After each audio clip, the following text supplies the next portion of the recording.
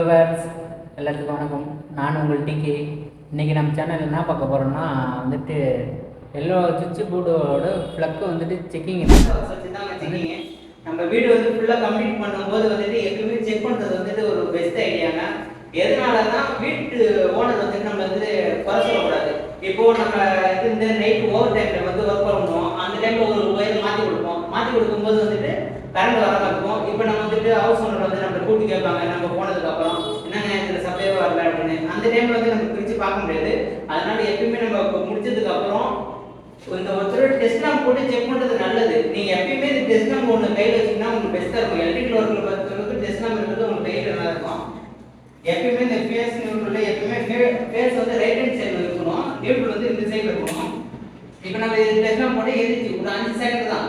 இப்போ எர்த்து நம்ம செக் பண்ணா அப்படியே இந்த திருப்பியில் வந்துட்டு இந்த மேலே இருக்கிற இதில் வந்துட்டு நம்ம வச்சோம்னா எர்த்துன்னு செக் ஆகிடும். அதனால வந்துட்டு எப்பயுமே வந்துட்டு ஒர்க்கில் வந்துட்டு டைம் வேஸ்ட் ஆகுதுன்னு நினைக்காதீங்க.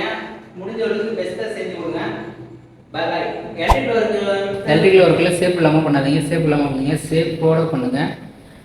எப்பயுமே நம்மளுக்கு சேஃப்டி தான் முக்கியம். எப்பயுமே